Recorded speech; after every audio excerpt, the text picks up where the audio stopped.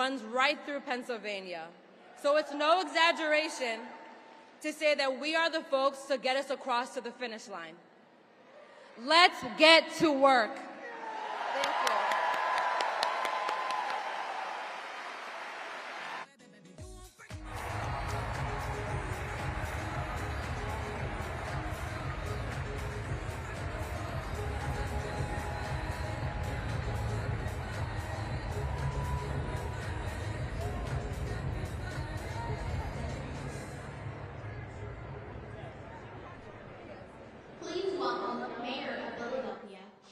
Parker.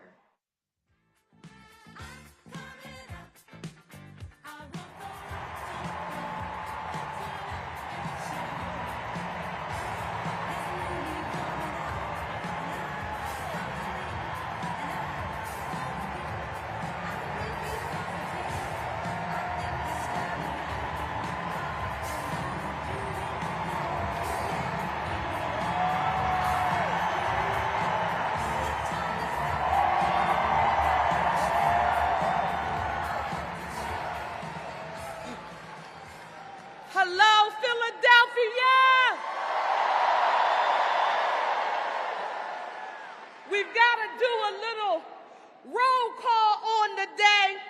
Is Philly in the house? Is Bucks County in the house? Is Chester County in the house? Is Delco in the house? Is Monco in the house? Greetings, Pennsylvania, and welcome, America, to the city of brotherly love and sisterly affection.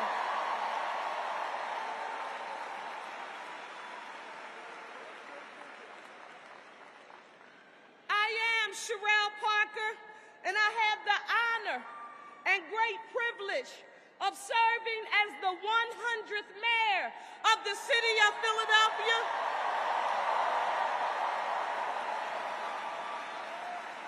The first woman in Philadelphia's 341-year history.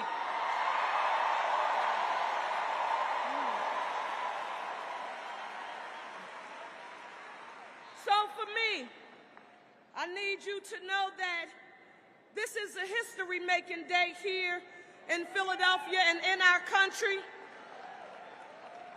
because we are on the cusp of electing our Vice President, Kamala Harris, to be the 47th President of the United States of America.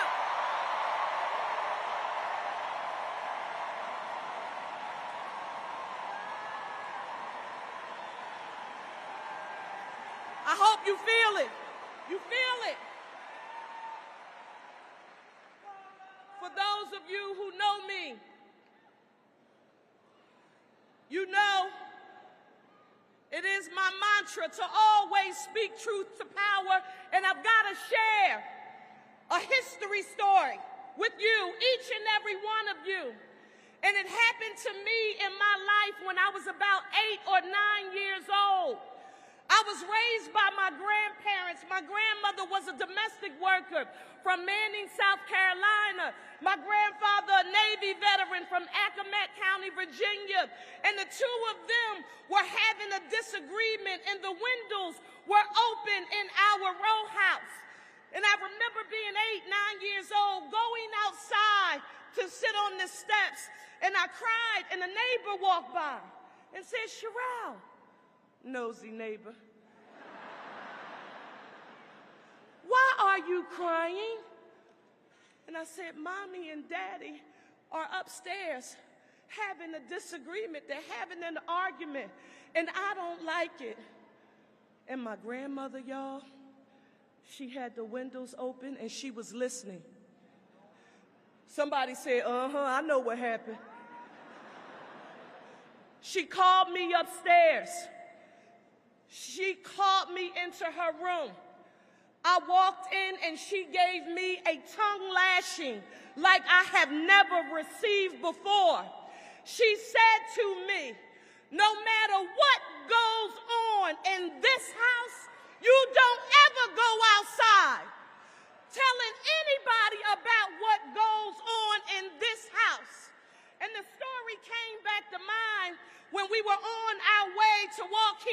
at Temple University when I heard someone, they were fast and quick to talk about the fact that our Democratic nominee for President of the United States had made her vice presidential pick that we are all super excited about. Let me hear you say Harris and Walz. But they were looking for something, and I knew what they were looking for. On Today, Democrats, we must take a page out of my grandmother's book, that domestic worker from South Carolina, and remember that our Democratic nominee has spoken, and that's it, period, end of story.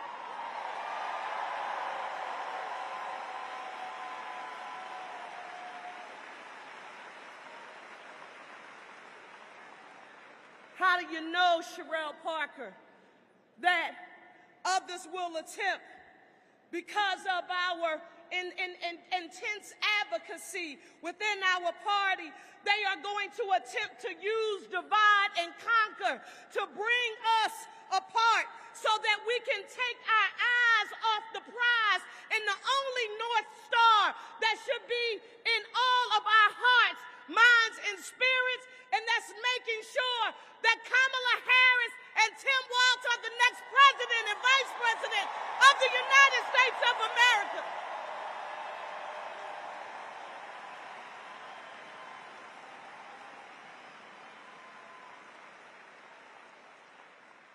When I tell you that my spirit is full at this moment, it's beaming with pride and dignity and gratitude.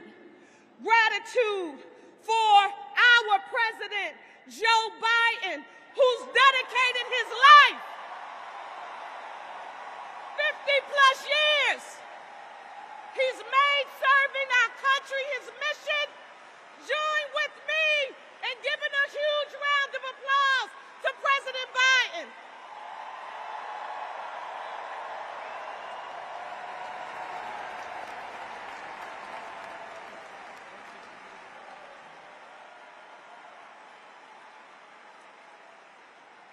I want you to know, this is important to me as mayor of Philadelphia. I'm a high school English teacher by profession who just happens to be the mayor. And one of my favorite authors and thought leaders of all time is a gentleman who just would have been celebrating his 100th birthday named James Baldwin.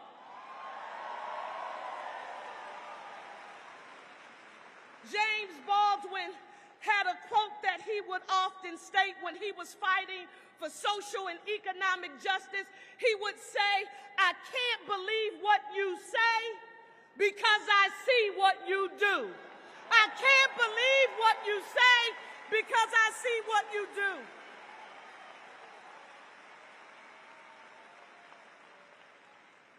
Philadelphia, Pennsylvania, and America.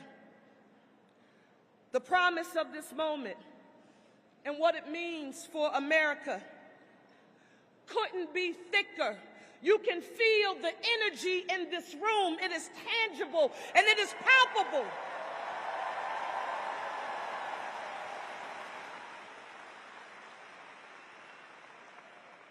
As Vice President of the United States of America, I had the opportunity to meet Kamala Harris when she had just started out on the trail, and she came to Philadelphia to visit on her first campaign sort of meeting here in Pennsylvania. And when she came to Philadelphia, she had a whole lot of other places that she could have been. But guess where she chose to be?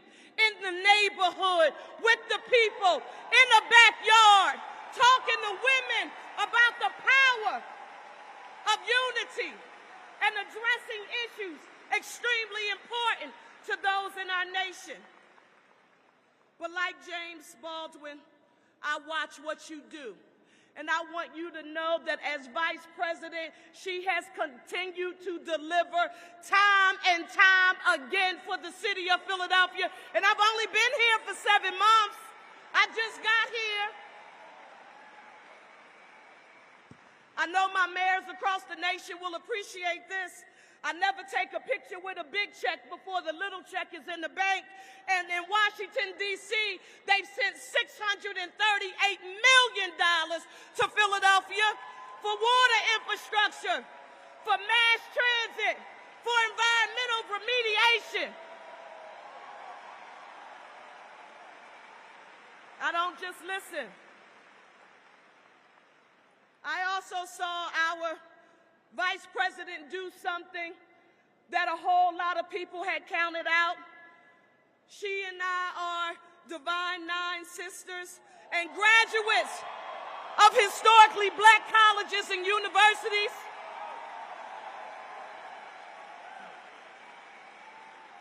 Time and time again, she's made sure that she has delivered. My ask as the mayor of Philadelphia here on today is for you to not let any of the tricksters, because you know Trump the trickster. How many people have seen Trump the trickster? That's right. Don't let Trump the trickster take our eyes off the prize. We have to remember that there is nothing that is more important than electing the Harris-Walz team and sending them where they belong, to 1600 Pennsylvania Avenue, to the White House.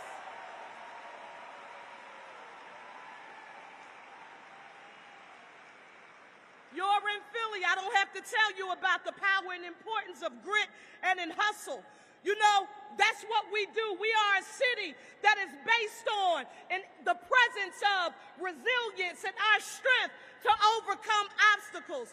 I want you to know that none of us here today should forget that we are Democrats and that we are for the working class and that we support organized labor. And don't forget this.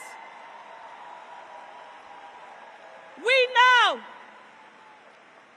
that the middle class built America and organized labor built the middle class.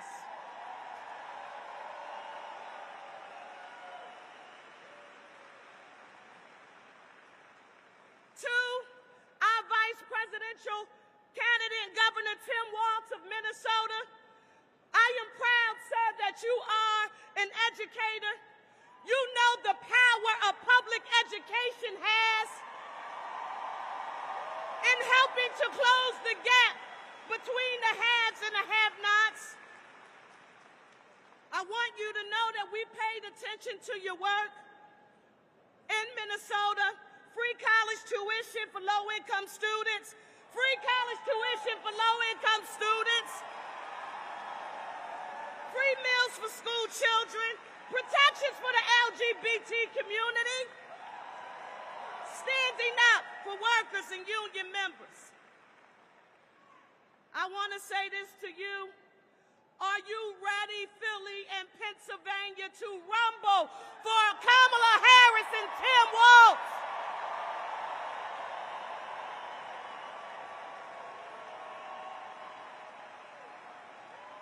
When you walk out this door, I want you to put your chucks on and tie them up tight and knock on every door you can to let America know what's at stake. Our citizenship, we must remember, requires that we use the word as both a verb and a noun. And it requires our action. And we have the power in our hands. Let me hear you all say, the power of the people is greater than the people in power. They think they got us. They think they're going to divide and conquer us. They think that we are going to let them throw shade on our Harris and Walz shine. Let me hear you say, don't throw shade on my Harris Walz shine. Don't throw shade on my Harris Walz shine. Today, I'm proud to to be here with each of you. When we leave out of here, we've got work to do, and we are going to make sure that Kamala Harris is the 47th President of the United States of America.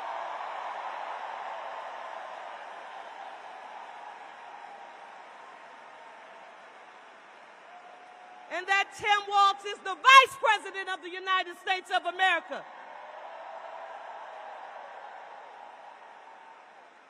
I saw some folks here. I want you all to put your ones in the air for me.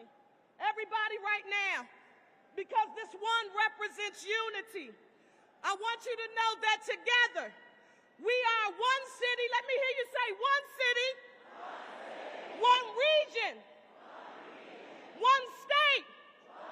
We are one city. Let me hear you say one city, one region, one state, and one nation united. Let's go and get to work. Thank you all.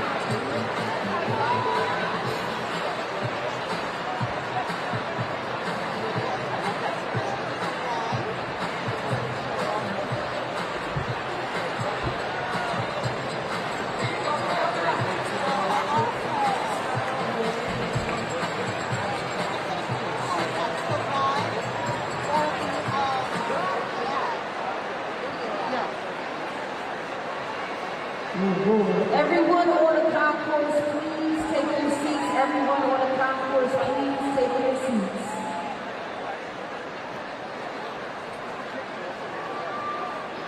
Philly, how y'all feeling? How y'all feeling?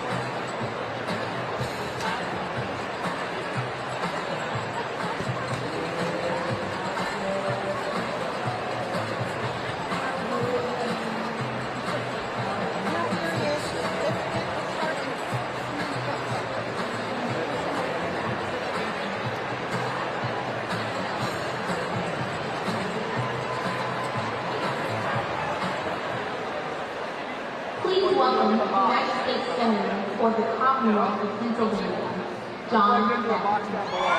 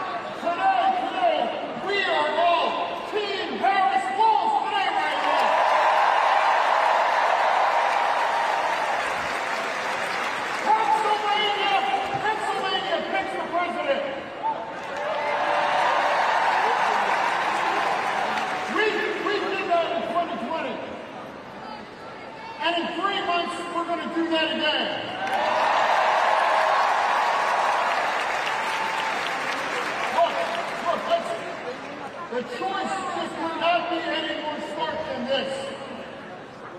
You know, this election is about moving our country forward with Vice President Harris and Governor Walz.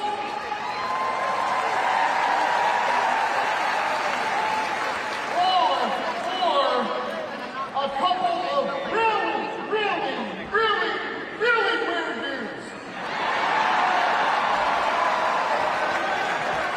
And look, I gotta tell you, I work with J.D. Vance.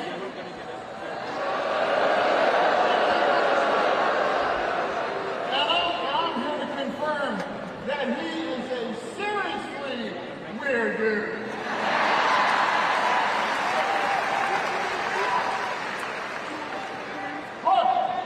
Look. Let's get to work, and that all starts now. Thank you, Philadelphia.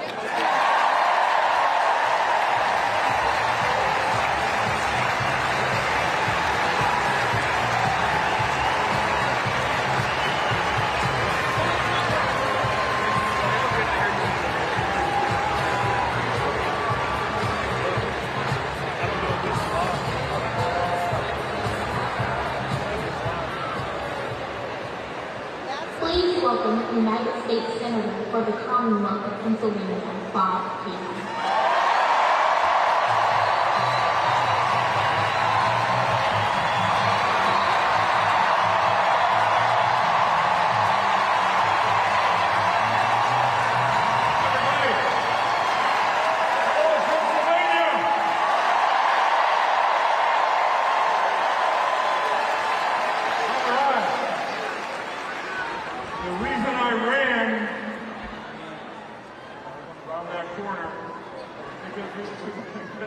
To hear from Kamala Harris in a couple of minutes, but I want you to know something. I know we didn't practice this, but I have 2 questions for every Pennsylvanian in this audience, even if you're not from Pennsylvania. I got 2 questions. The first question, you ready? Are you ready to win for Kamala Harris and Tim Walz?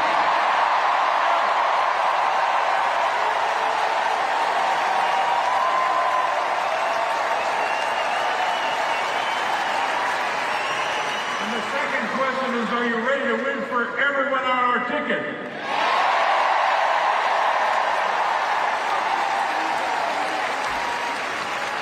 Look, I don't have to tell this crowd anything about Kamala Harris's record of public service.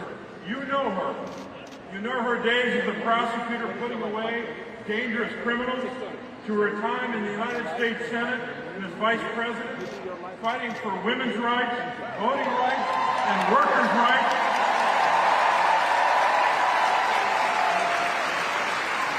You know her service as vice president, as Democrats brought jobs and investment back to our Commonwealth.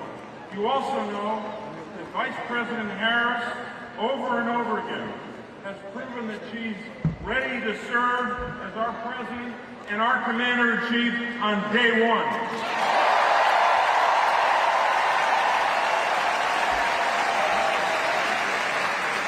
And I am certain that you know the last thing I'm about to say. Not the entire last thing, but what I'm about to say next. You know as well that she is ready to defeat Donald Trump.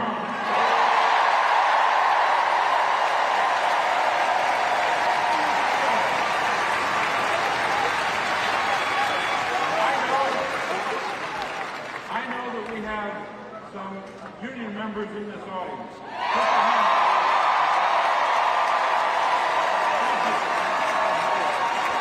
Thank you to the men and women of organized labor who give strength to our party and lead our nation.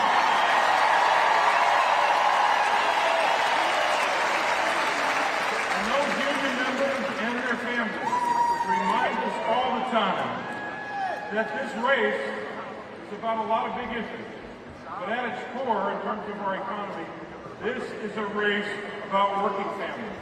It's a race about whether we're going to come together to lower costs for families, fight the fentanyl crisis, and take care of our children, seniors, veterans, and people with disabilities.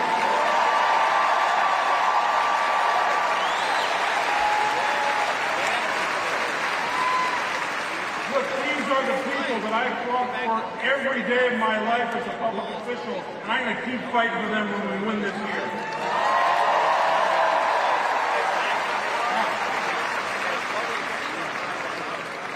I'm running in a big Senate race.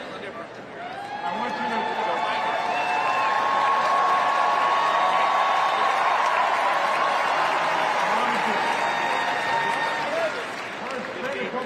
on my opponent. I'm going to give him a little time here. So my opponent, as you know, is a former hedge fund executive. Right?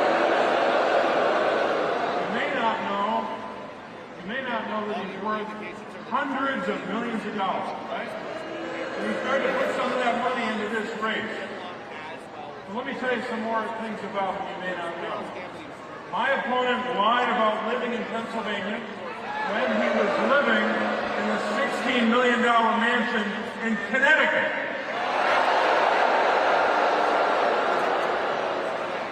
He also lied about how he grew up. He said that he started with nothing. That's a direct quotation. He said he started with nothing, even though his father was a university president. He was lucky to grow up the way he did, just like I was lucky. But why would he tell some Abe Lincoln story when we know what the truth is?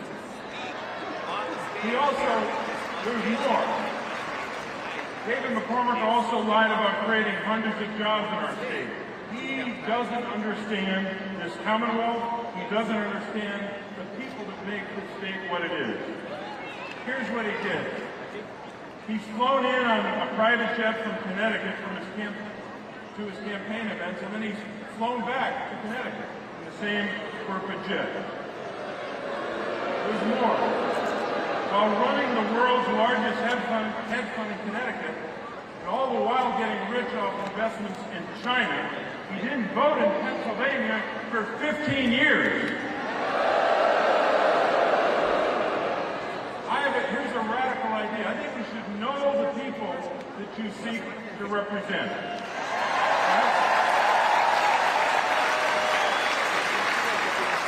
I was born and raised in Scranton, Pennsylvania.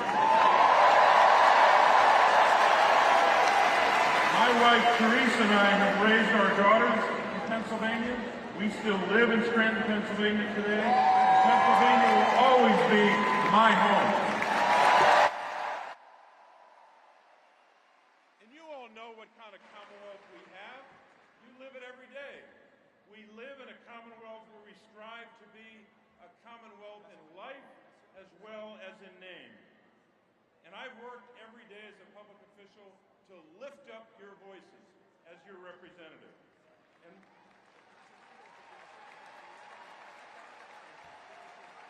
I've also listened to you when you told me about your struggles and the struggles of your families. And that's why I've taken on some tough fights. I'm leading the fight in Washington against corporate greed, calling out greedflation. You know what that is? You see it all the time. When you go to the grocery store, big corporations jacking up the price of food, jacking up the price of household items, and making you pay more. We ought to take on that corporate greed. We ought to pass a price gouging bill to go after them, and we should take away their big tax cuts.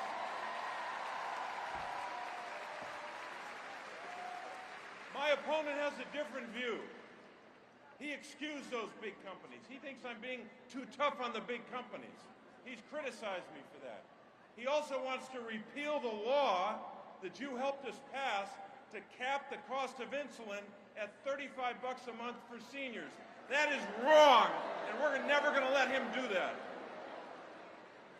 He's also promised to continue to perpetuate those obscene corporate tax cuts from 2017. And you know what?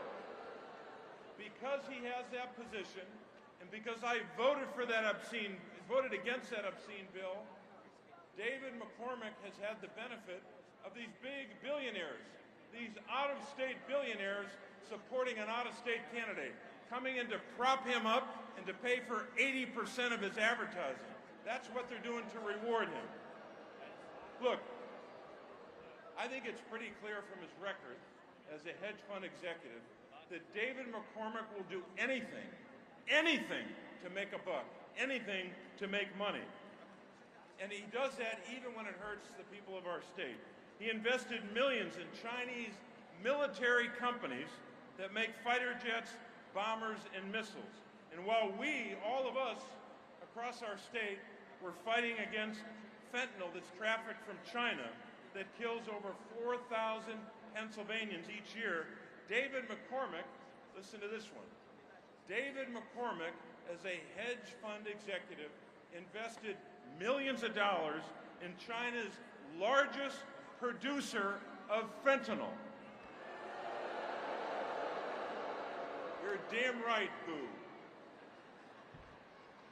I believe that you deserve a senator who's on your side, who's not out for himself. Pennsylvanians can't trust David McCormick to look out for you and your family. He's only going to be looking out for rich guys like himself. He's proven that. And lastly, a big issue in this race. We can't trust him to stand up for reproductive rights for women. He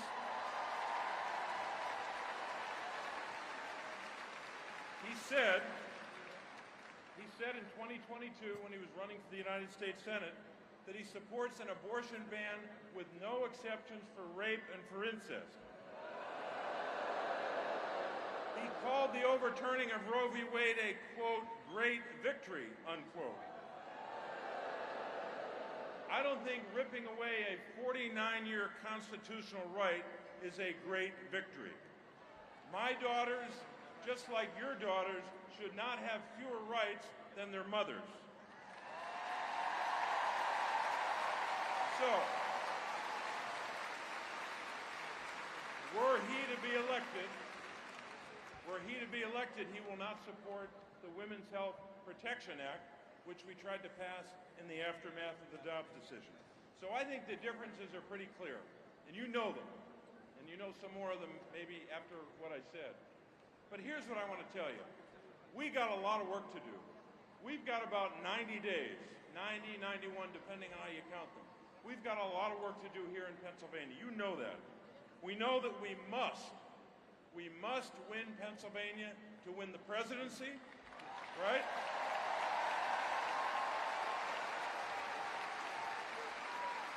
And we must win Pennsylvania to preserve this majority in the United States Senate. We have to do that. So, I'd ask you to do something for me. Please take out your phone, if you can. If you can do that.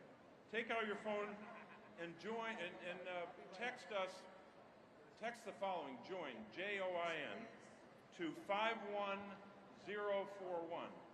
51041, and sign up to help us in this campaign.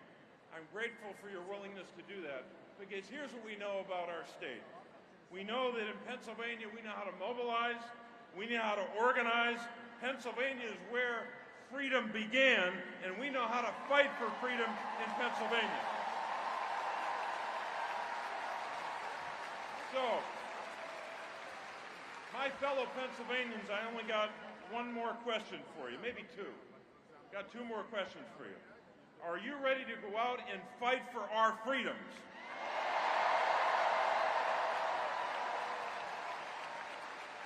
Are you ready to go out and defeat David McCormick and the out-of-state billionaires trying to buy this Senate seat?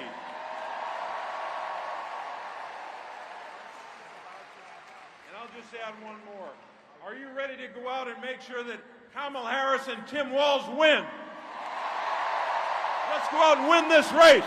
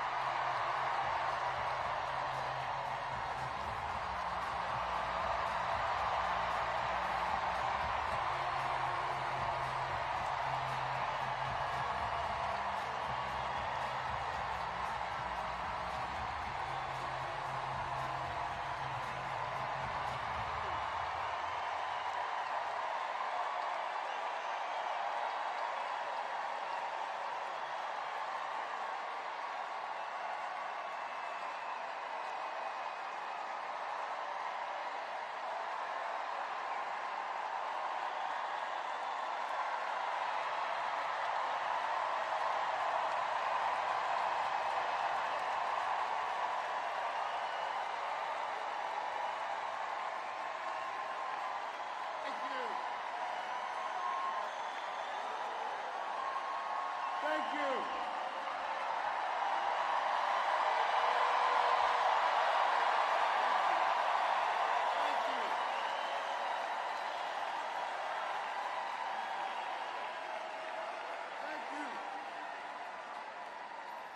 I love you, Philly!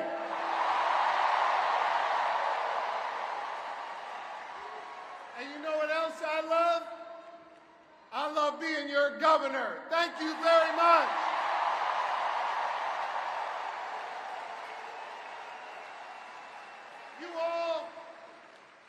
Y'all fill my heart. And I love you so much.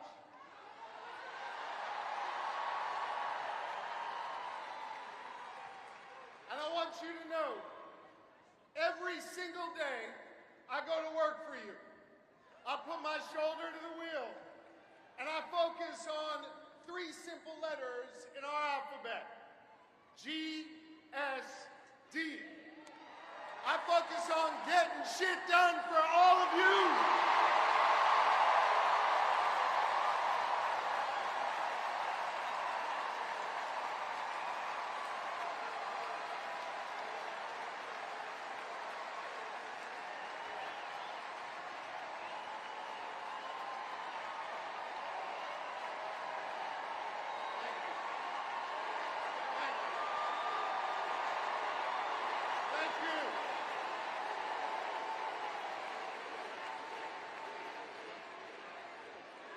And I want you to know, I am going to continue to pour my heart and soul into serving you every single day as your governor.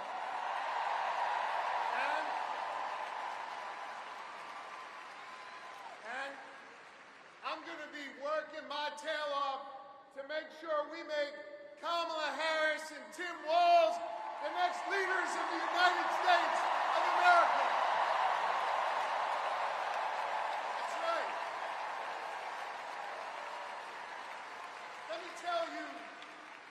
Let me tell you about my friend Kamala Harris, someone I've been friends with for 2 decades.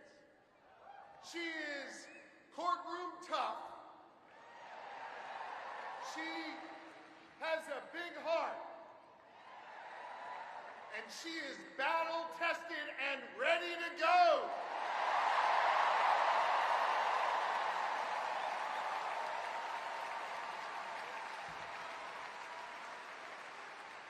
Whether in a courtroom, whether fighting as Attorney General, whether remembering the people who have oftentimes been left behind when she was sitting in the halls of power in the Senate, Kamala Harris has always understood that you gotta be every day for the people, for the people. And she has served with honesty. She has served with dignity.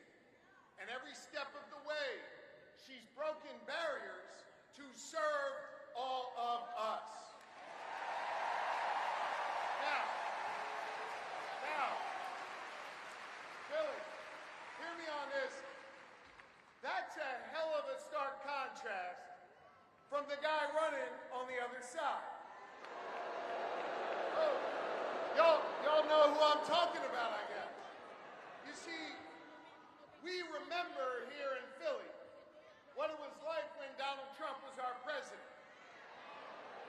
We remember when he was president, it was more chaos,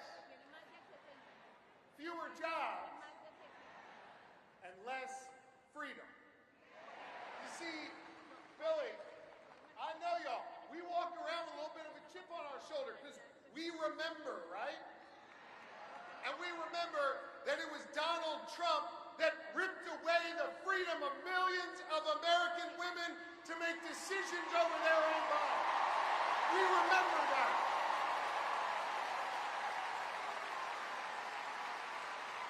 We remember that. We're not going back. We are not going back.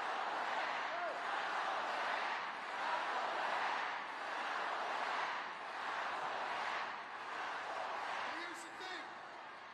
We don't want to just remember.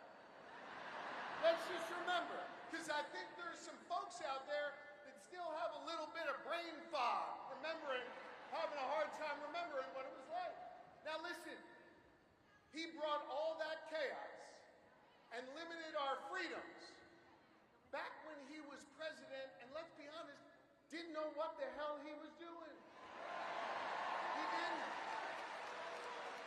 But this is serious, gang. He knows what he's doing now. He does. And the Supreme Court that he packed, the Supreme Court that he has packed, has ruled that he is above the law. He is outside of the law. And now, he's got a clear plan. They all wrote it down in that whole Project 2025 thing. And they got a clear plan to take away more of our freedoms. They got a clear plan to use the Justice Department to go against our enemies. They got a clear plan to isolate us in the world. And let me tell you something, I ain't going back. I am not going back. I'm not. And neither do you want to go back. We are not going back.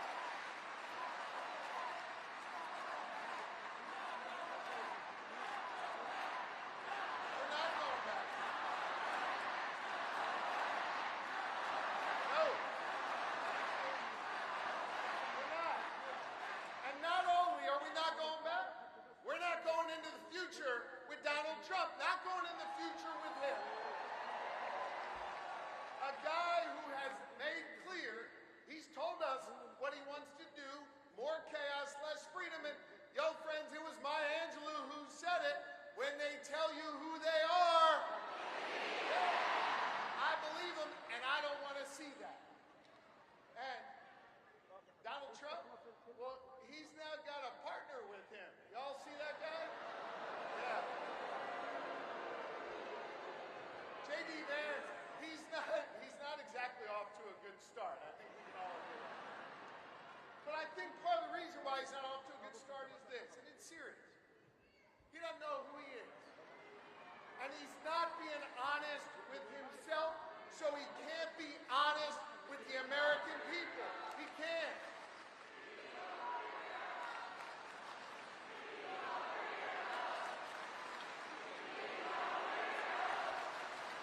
Now, so if I hear you right, and I think I do, you're chanting, he's a weirdo. Which means, man, I love you, Philly. Which means, if you're chanting, he's a weirdo, then you heard of my good friend and our next Vice President, Tim Walz. Because Tim Walz, in his beautiful Midwestern, plain-spoken way, he summed up J.D. Vance the best. He's a weirdo. And I want to talk about Tim Walz, because Philly, in a minute, he's going to come out here, and I want you to give him a whole lot of love. Tim Walz is a great man. Tim Walz is an outstanding governor. Tim Walz is a teacher. Tim Walz is a guardsman. Tim Walz is a great patriot.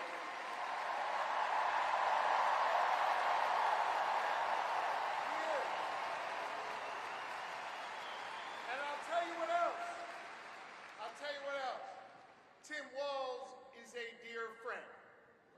And I want you to know, Lori and I feel blessed to have Tim and Gwen in our lives. They are outstanding public servants. And I can't wait for you, Philly, the rest of this Commonwealth, and our entire country to get the chance to know the Walzes, the next Vice President and Second Lady of this nation. Now,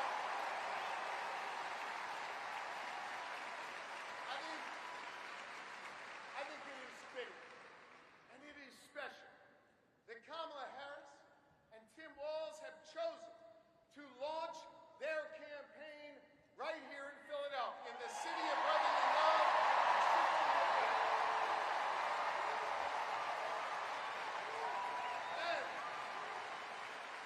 And importantly, they chose to launch their campaign right here in the birthplace of real freedom. You know, the other side, Trump and his sycophants, let me tell you something. They love to talk a good game about freedom, right? They love to cloak themselves in the blanket of freedom all the time. They love to talk a good game. But hear me on this. It's not freedom to tell our children what books they're allowed to read. That's not freedom.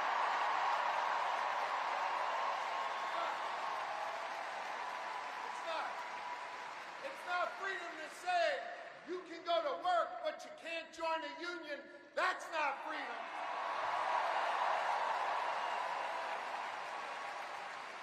It's not freedom to tell women what they're allowed to do with their bodies. That's not freedom.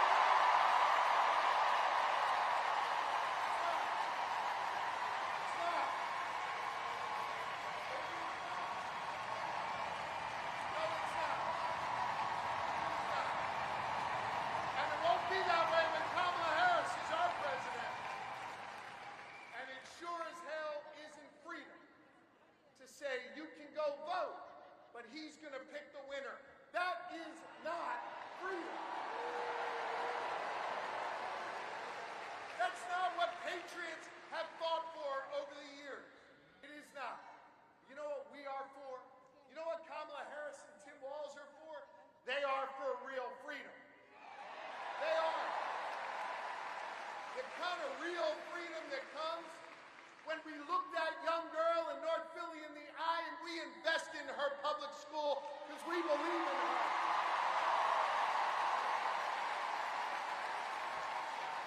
We believe in real freedom, the kind of freedom that comes when we invest in our police and we invest in our communities because we believe that young girl should walk to and from school safely and back to her mama at the end of the night. We believe in real freedom where the young girl can grow up and be whatever she wants. She can be a welder. She can go to college. She can be who she is. That is real freedom, and that is what we are fighting for.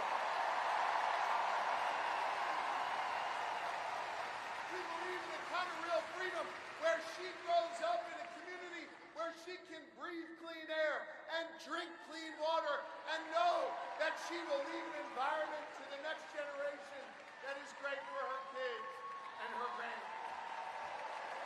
And Kamala Harris and Tim Walz believe in a real freedom where you can marry who you love and be who you are.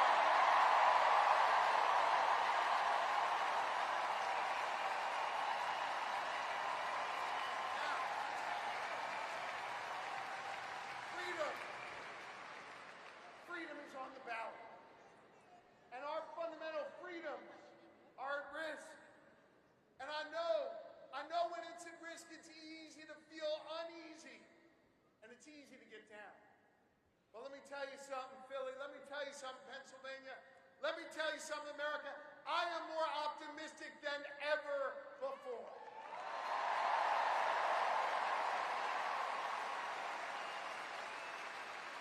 And the reason I'm more optimistic than ever before is because of all of you.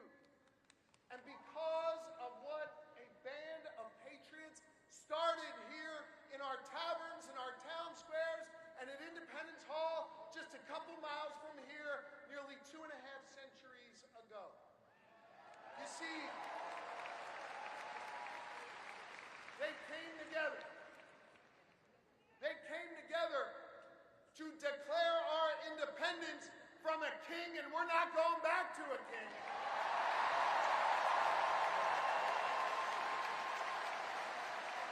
And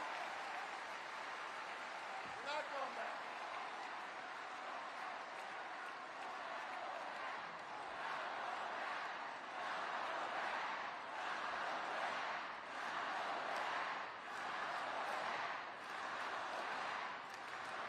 And when they declared that independence from a king, they came together and they said, we are going to form a union.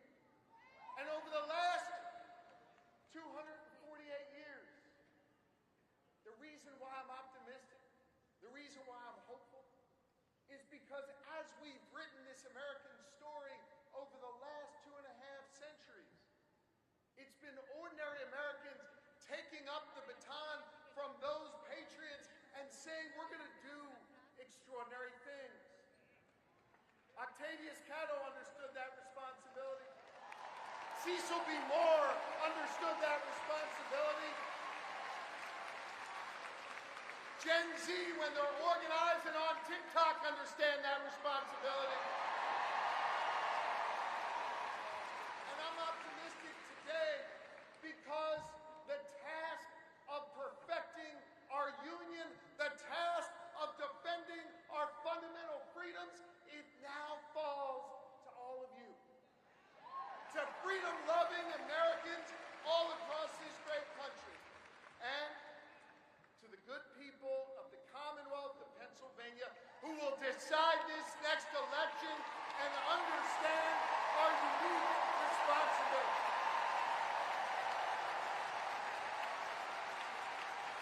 I love you too, and this is a moment where we all have to understand that while we'll see Kamala Harris and Tim Walz as names on the ballot, that this election isn't just about their names on this ballot.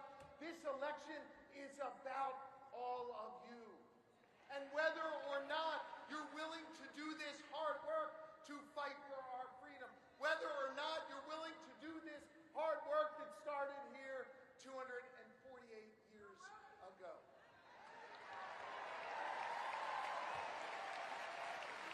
I want to just say this. I lean on my family, and I lean on my faith, which calls me to serve. And I am proud of my faith.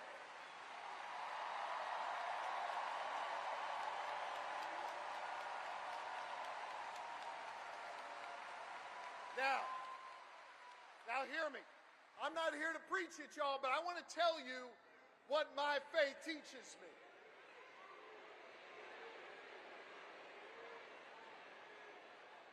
My faith teaches me that no one is required to complete the task, but neither are we free to refrain from it. That means that each of us has a responsibility to get off the sidelines, to get in the game, and to do our part. Are you ready to do your part? Are you ready to form a more perfect union? Are you ready to build an America where no matter what you look like, where you come from, who you love or who you pray to, that this will be a place for you? And are you ready to look the next President of the United States in the eye and say, "Hello, Madam President"? I am too, so let's get to work.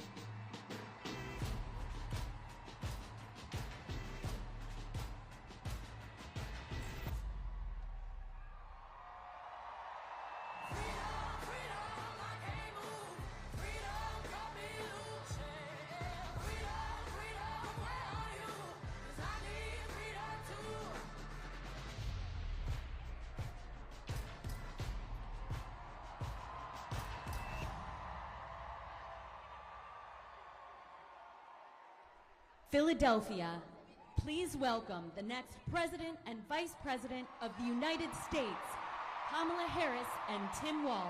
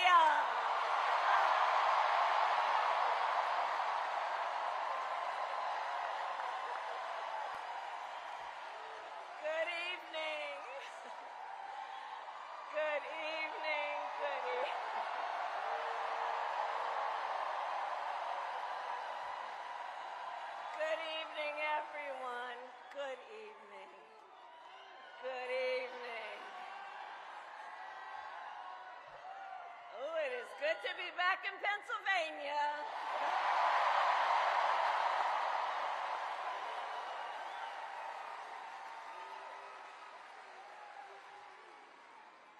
So let me say, on behalf of myself and the first, second gentleman of the United States, my husband, Doug Emhoff,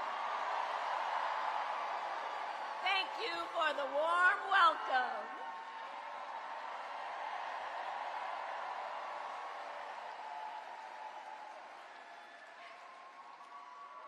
And let me just say, it's good to be here with all of the friends, all of the leaders who are here. I want to thank former Governor Ed Rendell,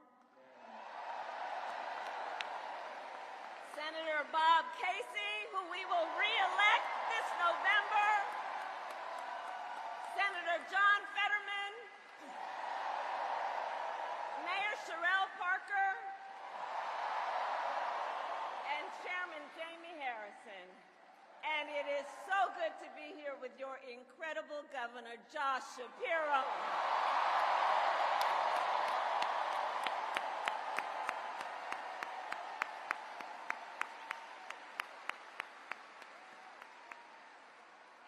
And I will say, Josh is a dear, dear friend and an extraordinary leader. He and I have been spending a lot of time together over the years. And I told Josh, look, I am so invested in our friendship in doing this together, because together with Josh Shapiro, we will win Pennsylvania.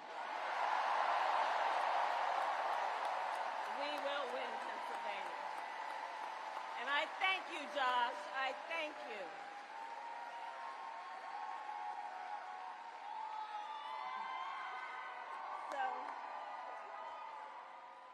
So So, Philadelphia, I launched my campaign for the President of the United States a mere 2 weeks ago. And it's been a bit of a whirlwind. And just last night, the delegates to the Democratic National Convention finished voting. And so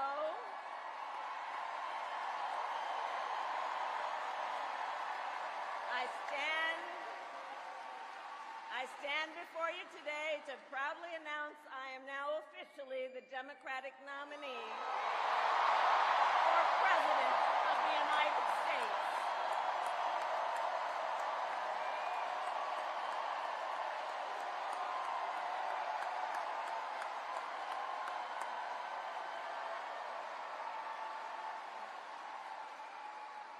And so now we got some work to do.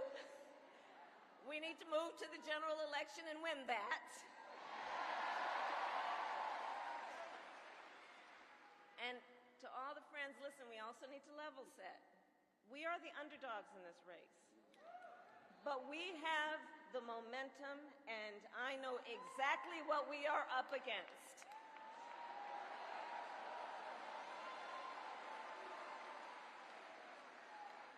Now, many of you know, before I was elected vice president or elected a United States senator, I was an elected attorney general, and before that, elected district attorney.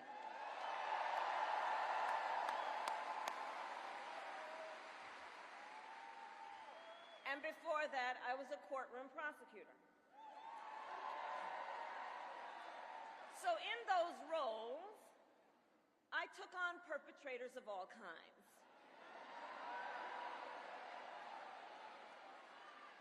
Predators who abused women.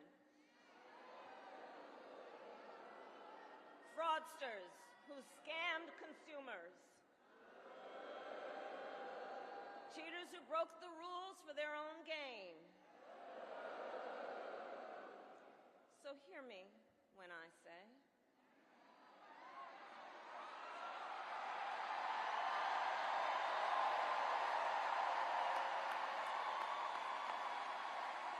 I know Donald Trump's type.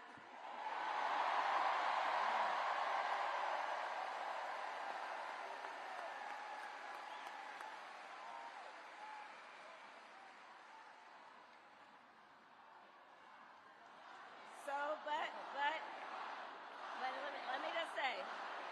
let me say, hold on.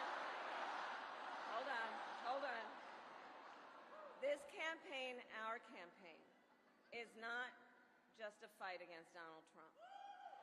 Our campaign, this campaign, is a fight for the future. It's a fight for the future. In Pennsylvania, we fight for a future with affordable housing, affordable health care, affordable child care, paid leave.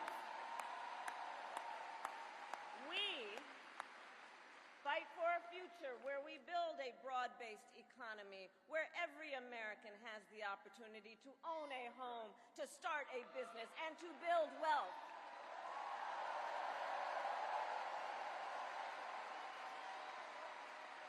We fight for a future where we bring down prices that are still too high and lower the cost of living for America's families.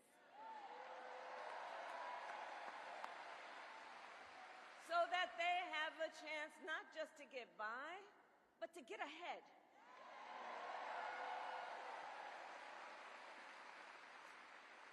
We fight for a future where we defend our most fundamental freedoms.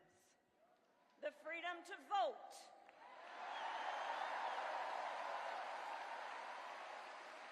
The freedom to be safe from gun violence.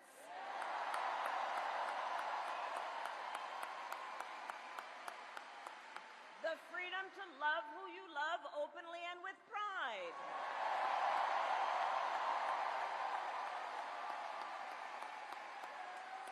And the freedom of a woman to make decisions about her own body, not having her government tell her what to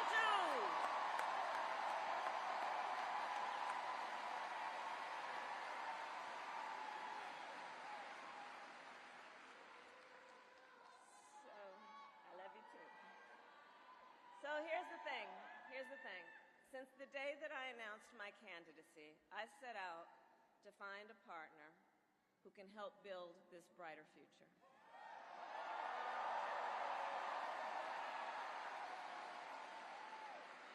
A leader who will help unite our nation and move us forward. A fighter for the middle class. A patriot who believes, as I do, in the extraordinary promise of America.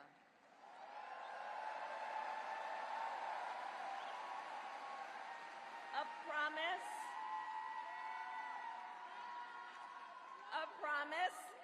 of freedom, opportunity, and justice, not just for some, but for all.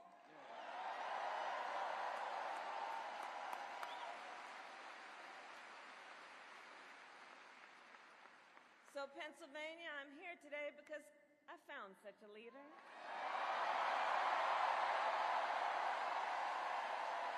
Governor Tim Walz of the great state of Minnesota.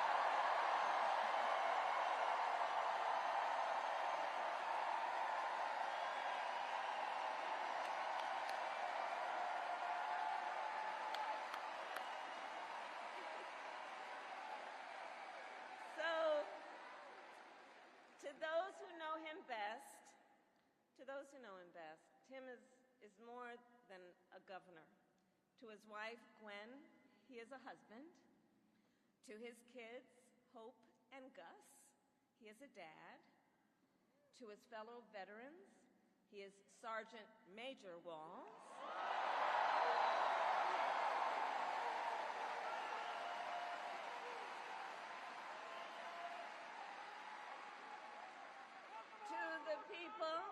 To the people of southern Minnesota, for 12 years, he was congressman.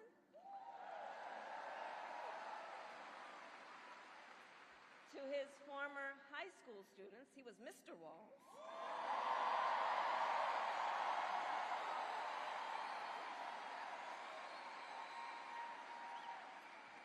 And to his former high school football players, he was coach.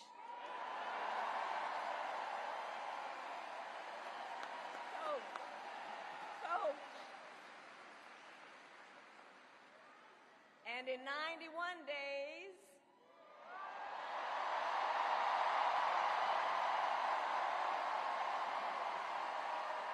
the nation will know Coach Walz by another name, Vice President of the United States.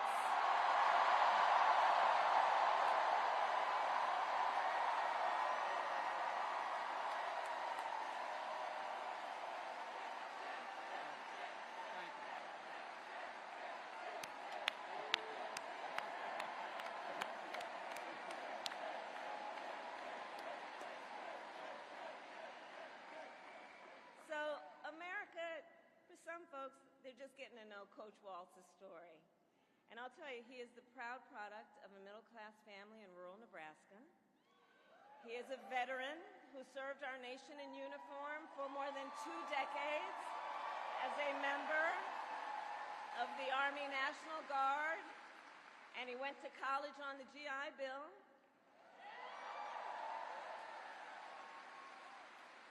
He is someone who, long before he entered politics, worked as a teacher.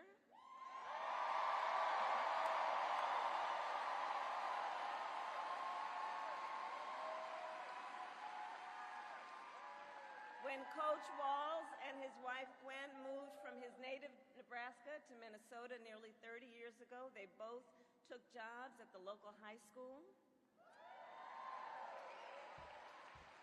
Coach Walz taught social studies, Gwen taught English.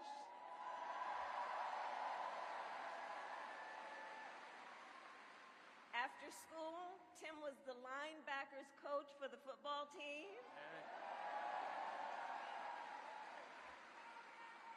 Where I've heard the stories about he had a knack for using the game of football to teach life lessons. He saw the potential in kids who sometimes didn't even see it in themselves.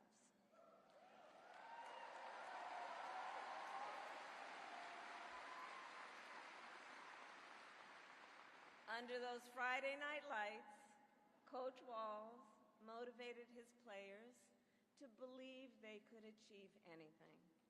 And together, they defied the odds, hear this out, going from a winless record to the school's first ever state championship.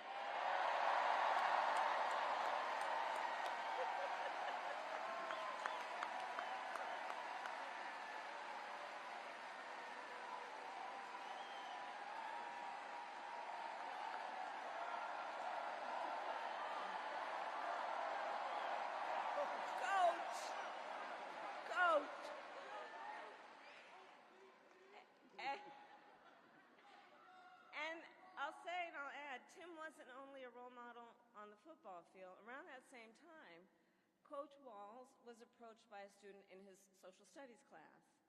The young man was one of the first openly gay students at the school and was hoping to start a gay-straight alliance. At a time when acceptance was difficult to find for LGBTQ students, Tim knew the signal that it would send to have a football coach get involved.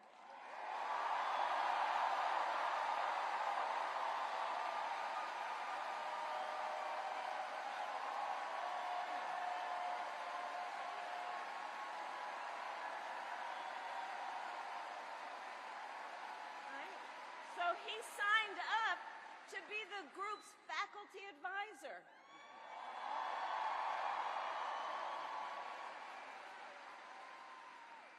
And as students have said, he made the school a safe place for everybody.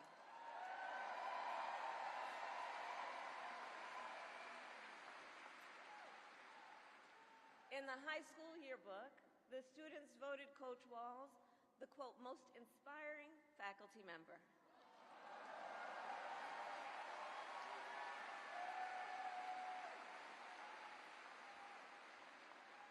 And as I think everyone here can see, Tim Walz was the kind of teacher and mentor that every child in America dreams of having, and that every kid deserves. The kind of coach, because he's the kind of person who makes people feel like they belong and then inspires them to dream big. And that's the kind of vice president he will be.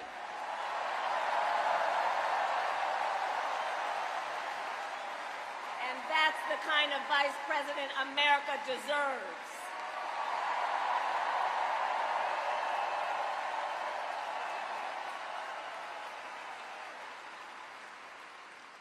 So it was Coach Walz's students who actually helped him decide to run for office. And he served 12 years in Congress, representing a purple district as he reached across the aisle to get things done. He was the highest ranking enlisted man to ever serve in the United States Congress.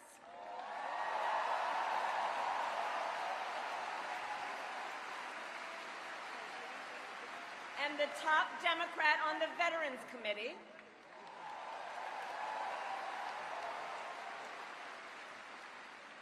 And he was known as one of Capitol Hill's best marksmen,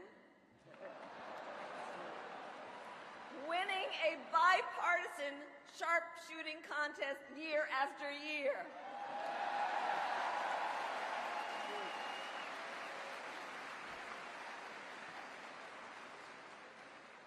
In Washington, Tim worked to raise the minimum wage,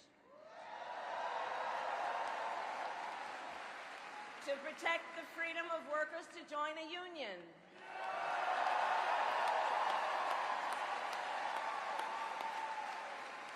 and he cast one of the critical votes to pass the Affordable Care Act.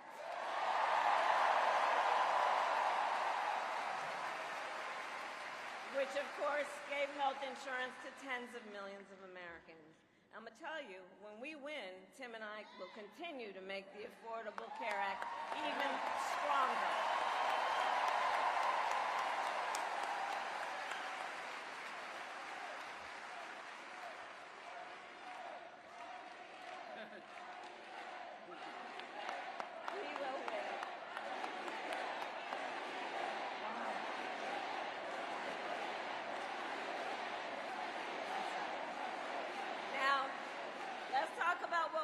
dealing with on the other side.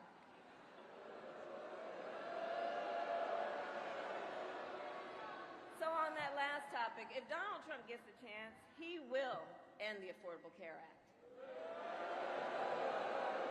and take us back to a time when insurance companies had the power to deny people with pre-existing conditions. You remember what that was like? Children with asthma, breast cancer survivors, grandparents with diabetes.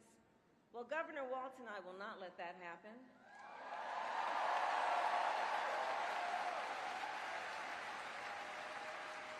Because we believe health care should be a right and not just a privilege for those who can afford it.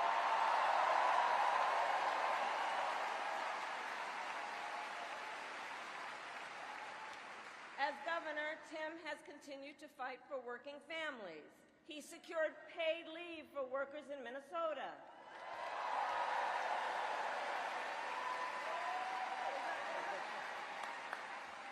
And he refused as governor to allow any student in their public schools to go hungry. So he made school breakfast and lunch free for every child.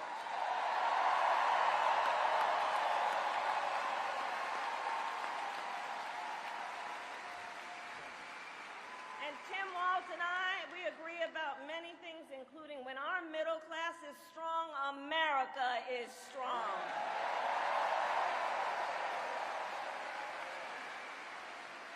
And strengthening the middle class will be my defining goal as I am President of the United States.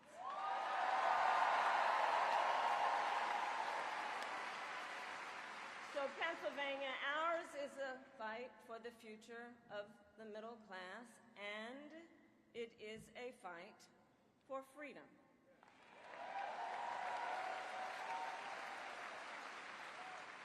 In this moment, we are witnessing a full-on attack against hard-fought, hard-won freedoms and rights. Take reproductive freedom. Now think about this. Donald Trump said he wants to punish women.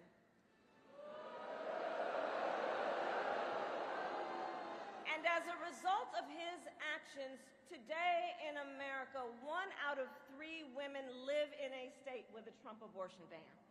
1 out of 3. Some of these bans go back to the 1800s, even before women had a right to vote. Think about that.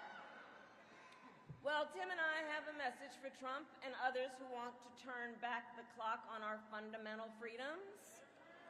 We're not going back.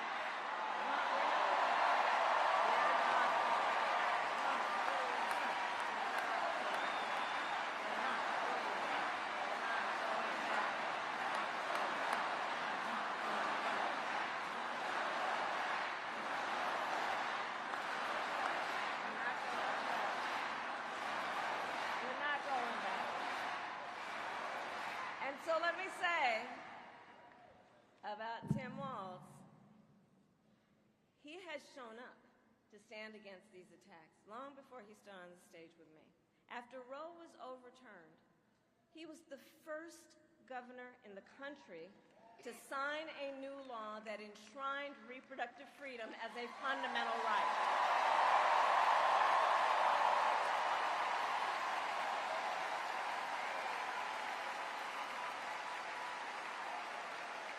And with Tim Walz by my side when I am President of the United States and we win majorities in the United States Congress, we will pass a bill to restore reproductive freedom, and I will proudly sign it into law.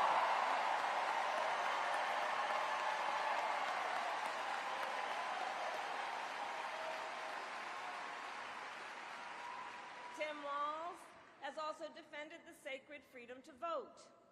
As governor, he signed the most significant expansion of voting rights in Minnesota in over 50 years.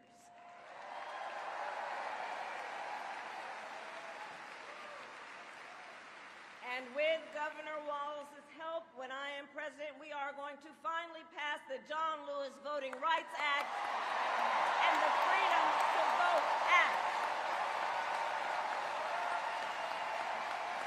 We're going to get it done.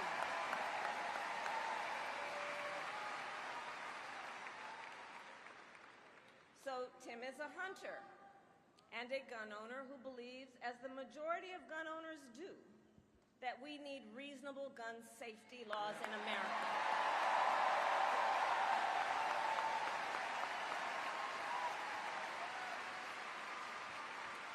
So as governor, he expanded background checks and increased penalties for illegal firearm sales.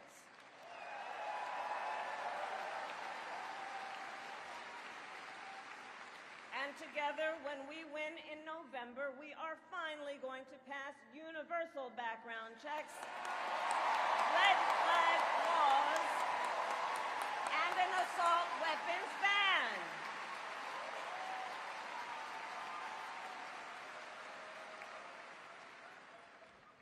Through his work, Tim, the way I think about it, he really does shine a light on a brighter future that we can build together. In his state, he has been a model chief executive, and with his experience, I'm telling you, Tim Walz will be ready on day one.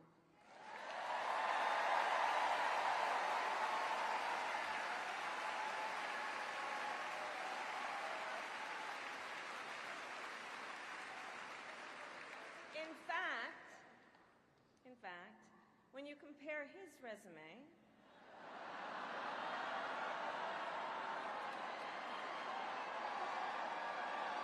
shall we, to Trump's running mate, well, some might say it's like a matchup between the varsity team and the JV squad.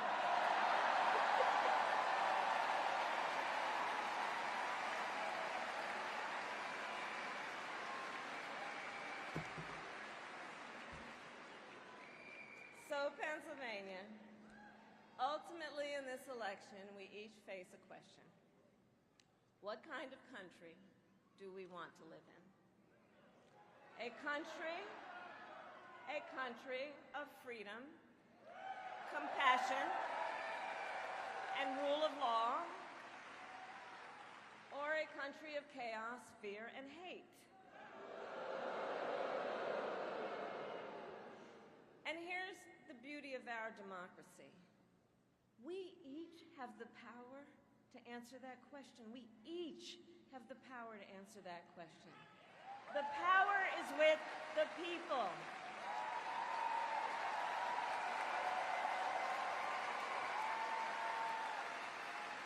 We love our country, and I believe it is the highest form of patriotism to fight for the ideals of our country.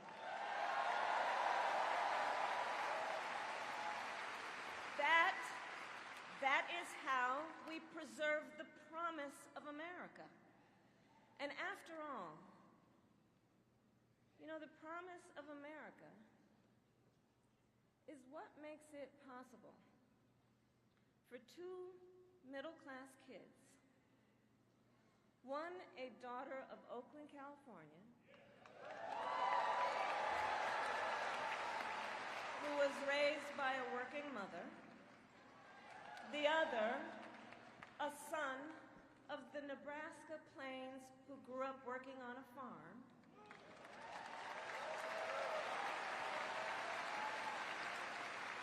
It's the promise of America, because only in America is it possible for them together to make it all the way to the White House.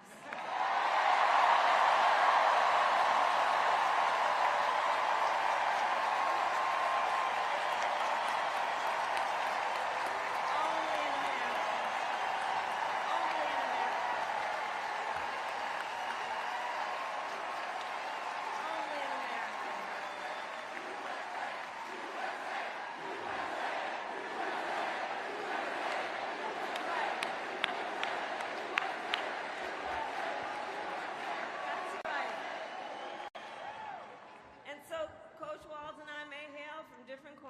our great country, but our values are the same. And we both believe in lifting people up, not knocking them down.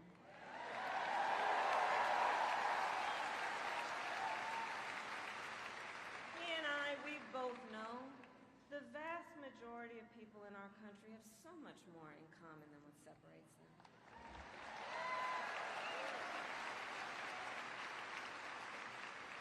When we look at folks, we see in our fellow Americans neighbors, not enemies. Not enemies.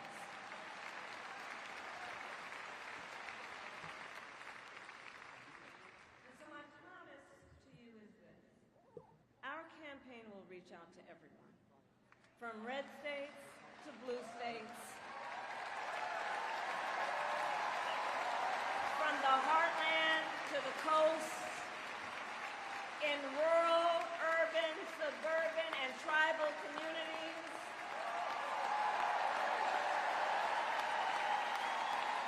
We are running a campaign on behalf of all Americans. And when elected, we will govern on behalf of all Americans.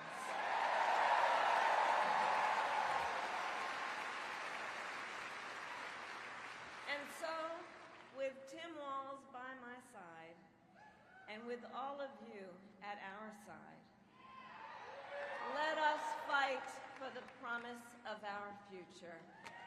And with that, I ask Pennsylvania, are you ready to make your voices heard?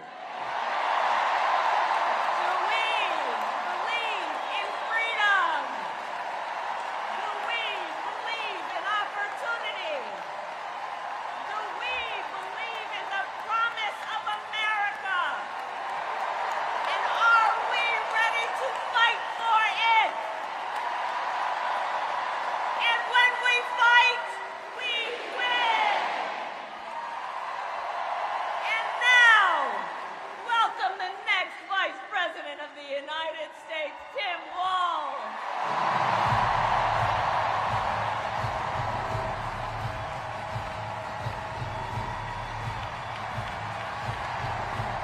Wow.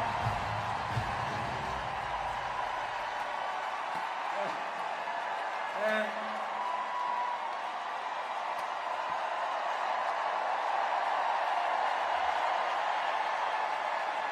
thank you. Wow. Thank you, Philadelphia.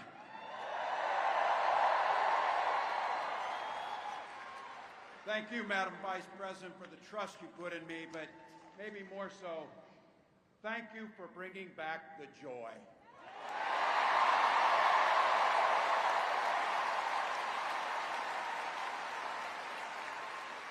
I'm thrilled to be on this journey with you and Doug, this incredible journey. And Pennsylvania, I know you know this, but my God, what a treasure you have in Josh Shapiro.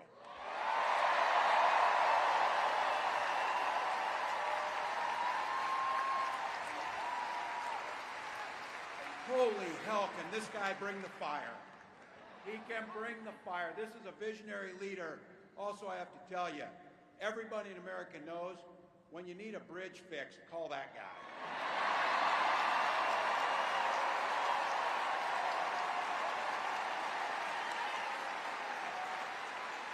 And I think sometimes we forget and you see people a little one-dimensional, but seeing a guy who cares so deeply about his family, a man with compassion, vision, and I'll have to tell you this, I know this from experience. There is no one you would rather go to a Springsteen concert in Jersey with than him.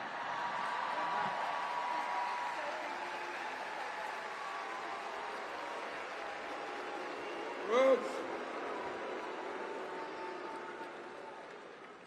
And I can't wait for all of you and America to get to know my incredible wife, Gwen, a 29-year public school educator.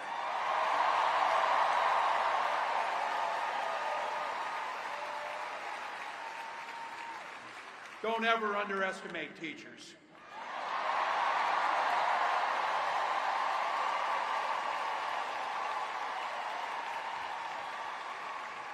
And our two beautiful kids, Hope and Gus. I couldn't be prouder to be on this ticket. and to help Vice President Harris become what we all know is very, very good for us to think about, next President of the United States of America.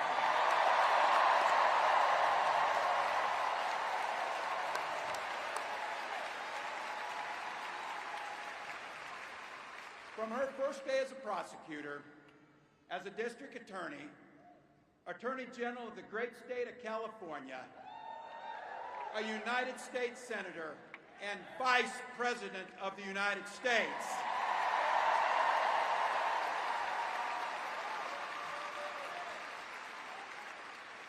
Vice President Harris has fought on the side of the American people. She took on the predators, she took on the fraudsters, she took down the transnational gangs, she stood up against powerful corporate interests, and she never hesitated to reach across the aisle if it meant improving people's lives.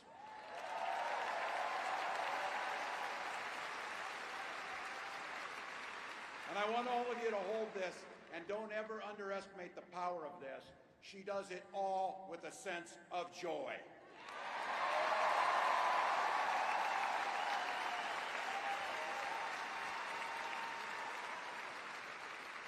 I know a little something about that commitment to people.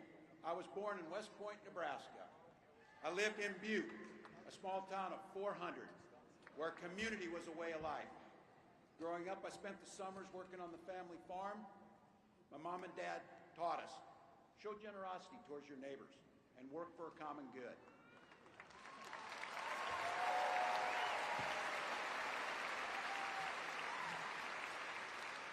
My dad served in the Army during the Korean War. With his encouragement, at 17, I joined the Army National Guard.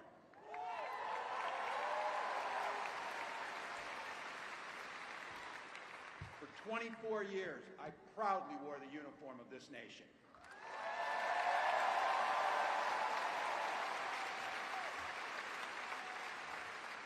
The National Guard gave me purpose.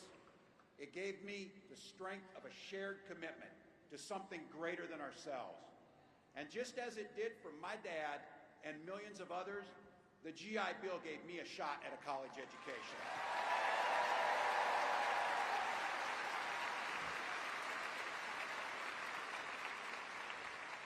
My dad was a teacher. My brothers and sisters and I followed in their footsteps. 3 out of 4 of us married teachers. What we do.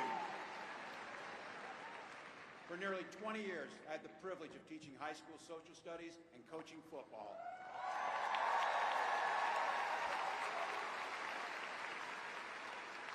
Including winning that state championship.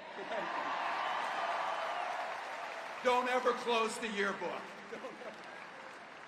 But it was my students. They encouraged me to run for office. They saw in me what I was hoping to instill in them, a commitment of common good, a belief that one person can make a difference. So in 2006, I took a leap and I ran for Congress.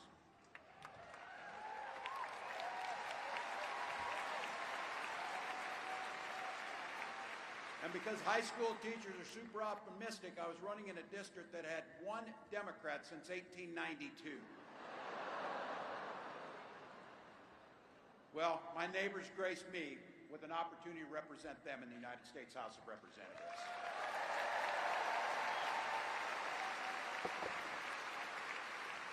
I'm proud of the work we did there together. I worked across the aisle on veterans issues, on agriculture, and on ways to grow rural economies. I learned the art of compromise without compromising my values.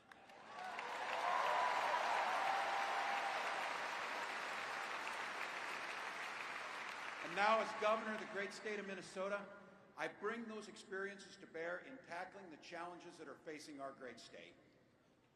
Minnesota's strength comes from our values, our commitment to working together, to seeing past our differences, to always being willing to lend a helping hand.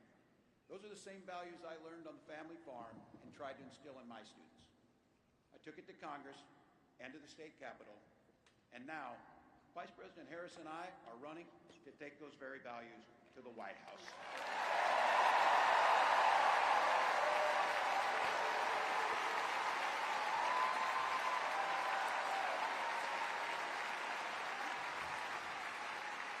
Now, Donald Trump sees the world a little differently than us. First of all, he doesn't know the first thing about service.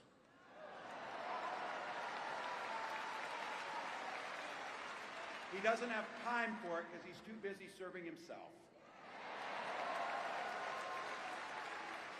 Again and again and again, Trump weakens our economy to strengthen his own hand. He mocks our laws. He sows chaos and division. And that's to say nothing of his record as president. He froze in the face of the COVID crisis. He drove our economy into the ground.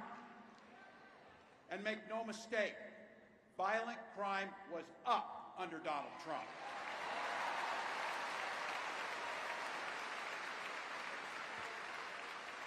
That's not even counting the crimes he committed.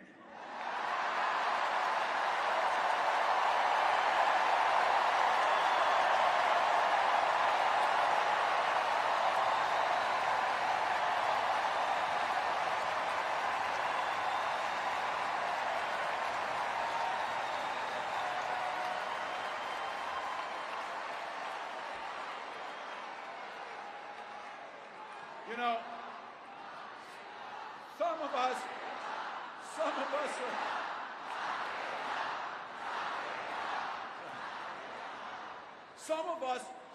in here are old enough to remember. I see you down there. I see those old white guys. Some of us are old enough to remember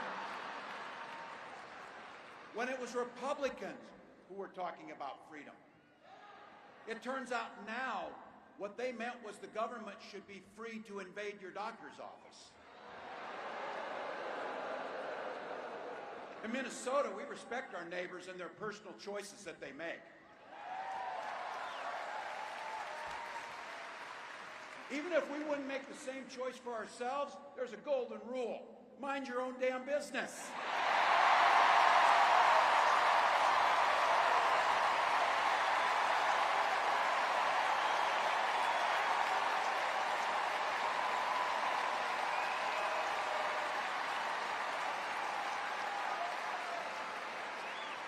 These guys are after my heart chanting, mind your own damn business. That feels good, so thank you. Look, that includes IVF, and this gets personal for me and my family. When my wife and I decided to have children, we spent years going through infertility treatments. And I remember praying every night for a call for good news. The pit in my stomach when the phone rang, and the agony when we heard that the treatments hadn't worked. So it wasn't by chance that when we welcomed our daughter into the world, we named her Hope.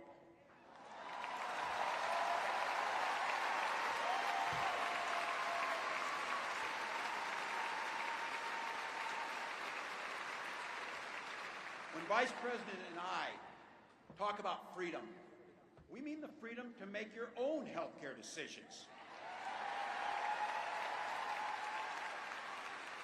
And for our children to be free to go to school without worrying they'll be shot dead in their classrooms.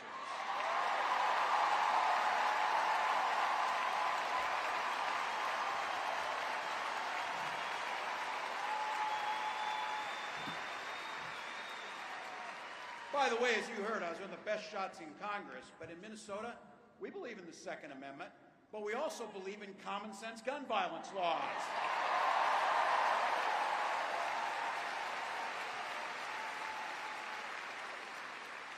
Vice President Harris' idea of freedom is a ticket for education to be that ticket to the middle class, not crippling debt.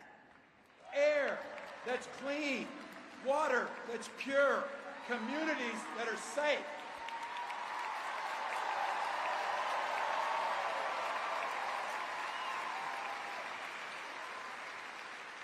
A place where we settle our political differences not through violence, but with our votes.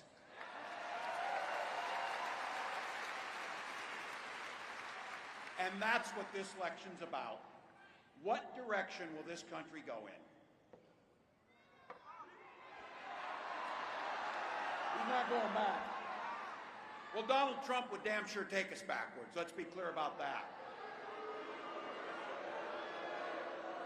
And don't believe him when he plays dumb. He knows exactly what Project 2025 will do to restrict our freedom.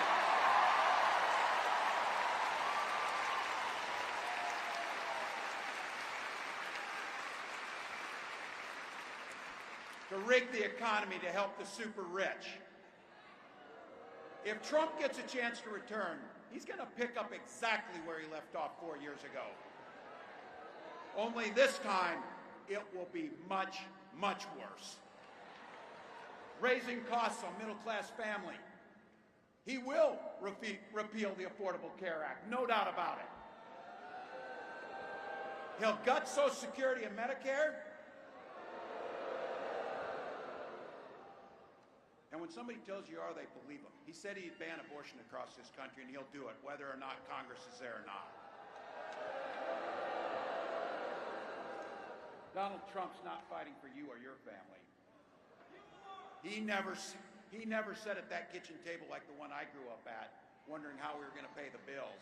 He sat at his country club in Mar-a-Lago, wondering how he can cut taxes for his rich friends.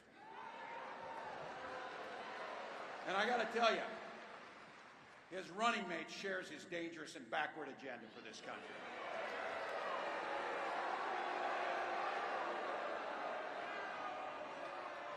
J.D. Vance literally wrote the foreword for the architect of the Project 2025 agenda.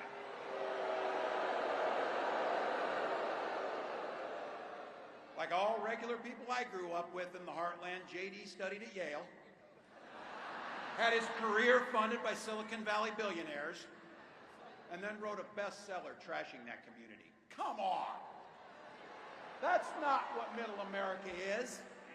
And I gotta tell you, I can't wait to debate the guy.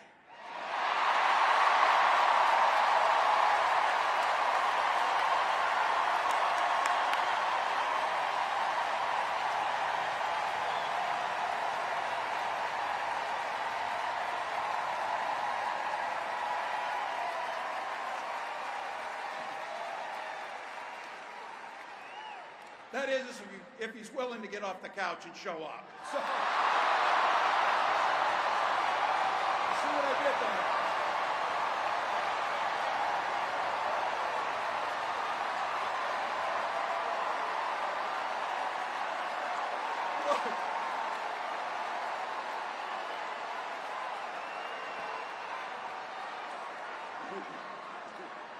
I got to tell you, pointing out just an observation of mine that I made. I just have to say it. You know it, you feel it. These guys are creepy, and yes, just weird as hell. That's what you see. That's what you see.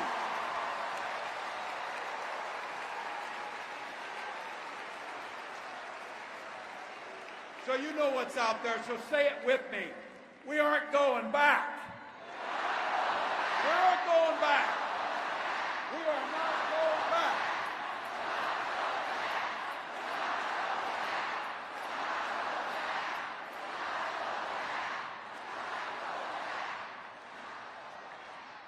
So we got 91 days.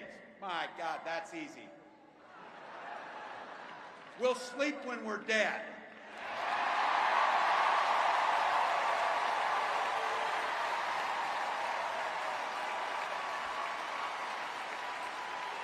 Over those next 91 days, and every day in the White House, I'll have Vice President Harris's back. Every single day. And we'll have yours.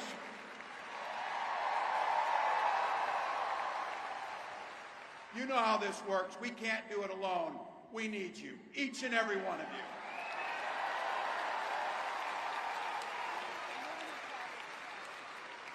Go over to KamalaHarris.com, get on board, because we need you. Freedom to make our own choices. This leader, this compassionate, careful, joyous leader believes in each and every one of you.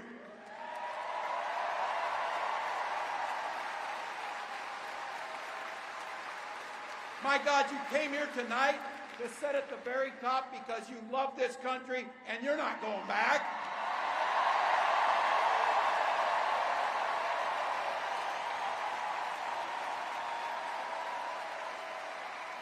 She believes in the opportunity for every single person to join the middle class. She believes in the promise of America. We just got to fight. We just got to fight. Because as soon-to-be President Harris says, when we fight, we win!